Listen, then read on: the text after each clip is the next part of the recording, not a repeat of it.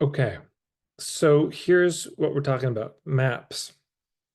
In point of view, one of the troubles with conveying it is that it can overwhelm people because you know a lot of things, don't you? Right? You know a lot of stuff about a lot of stuff. And when you talk, there's the risk that the more you talk, the more confused people get. Yeah, that you go so deep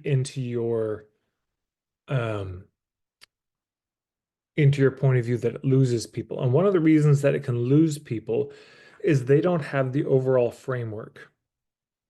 So you're meandering around a territory that you know really well, but they don't know that territory. And so all they see is the meandering, but they don't see the map that you're walking around in. You're pointing out little bits of content, but they don't understand the context. That's what confuses people. So it's very helpful to have an overall 30,000 foot map for your work. This is very helpful for a My Philosophy page, which that's what we're going to be working on this semester. Huge for that. Incredibly helpful, if not necessary, for a signature workshop, which I'd recommend that almost everybody has. Just one image that can convey everything. And it's very helpful for even just on the back of a napkin, you're chatting with somebody and you're trying to convey what you do. A picture is worth 1,000 words. So I want to show you two examples from my work, but in the meantime, in the chat, I'm going to invite, uh, if you know of a map that you think is really good, throw it in and we'll just go over some of those as examples. So if you've seen a visual, and it'll make more sense maybe once I start to share. So I'm going to give you two from my mission vision page on my website. Here we go. So this is Old Reliable. Most of you are familiar from me, the seven fundamentals. This is an example of a map. And what I'm saying is, okay, you're on island A, you don't have enough clients, marketing feels shitty. You want to be on island B, you got lots of clients, marketing feels good. How do you get there? You've got to handle the fundamentals. That's the basic idea, but here's what I mean by that. So you can understand if I start talking in front of a group and I'm like, you got to handle the fundamentals. And they're like, okay, I got it. This is a simple idea. I got it. And I say, there's actually seven fundamentals. And I start going now, I could go in order, but then, I'm going to jump back down. It's like, and, so that's why point of view, but of course, point of view relates to niche. And of course, this is all tied into the ethics thing. And I start jumping around. And in my mind, I have a map I'm jumping around on, but they don't have that map and they're trying to follow, but it gets very confusing at a certain point. And if you haven't heard me say this, write it down, underline it, post it somewhere. The confused mind says no. Yeah, the confused mind says no. The core idea of point of view marketing is that people, if they don't buy the concept, they're not going to buy the course. If they don't buy the premise, they don't buy the product. Yeah, if they don't buy the message, your marketing doesn't really work. And so, if in trying to convey our point of view, we lose people and confuse people, the brain just sort of goes on tilt and shuts down. And then when you come to the pitch, they think, I don't understand this well enough to buy. And so they don't. Or, as I often say, worse, they do. And then they're a nightmare client because they weren't really a fit. So, this kind of a visual can be very helpful because as I'm describing it and I'm jumping here and jumping there, they can see how those things relate to each other spatially. And visually they can see, aha, this is at the bottom, and so this must be the foundation. And that's at the top, and it's smaller. So now that's really small, that's really big. So this one must be very important, and this one may be less important. And there seems to be a sequence if we start at the bottom and work our way up, right? The way you'd build a pyramid. So I see, this must come first, second, third. So you can see how there's a lot of information in the image.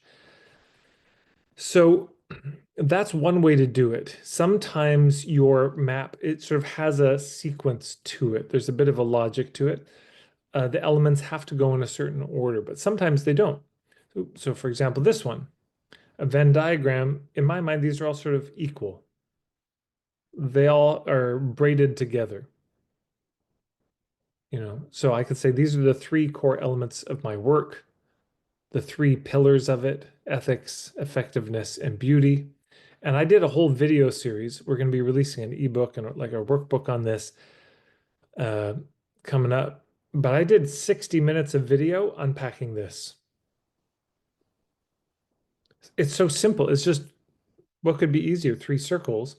But what happens, for example, if you only have ethics and you don't have beauty and effectiveness? Or what happens if you have ethics and effectiveness, but you don't have the beauty piece? Then what happens? So you can start to really unpack and make the case for why each of these matters. If people really, because if people don't buy it that these three things matter, they're probably not a good fit. If they don't buy it that all seven of these things matter and roughly in this sequence, they're probably not going to want to work with me.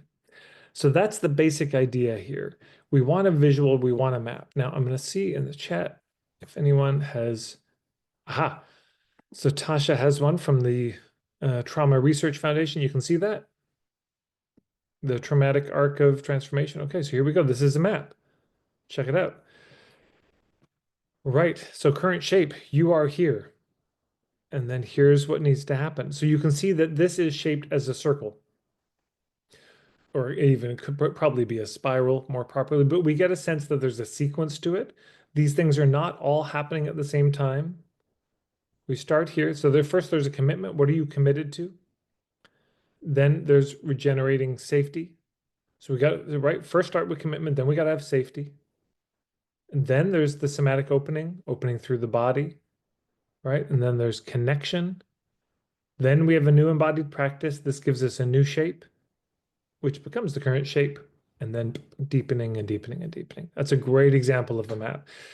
Here's the other thing I want to point out about maps. And again, we're going to spend a whole 2 hours on this and you'll get tons of material, so many examples, more than you'll need. As you look at this, you could say, I think I know where I am.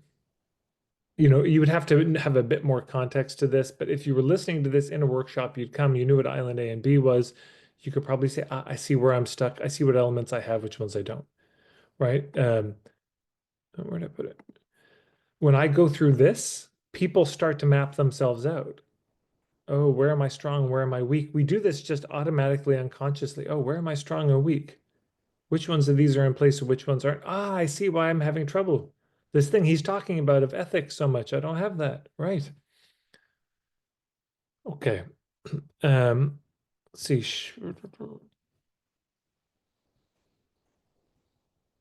Okay, Chitra's got one. So we'll take a look at this.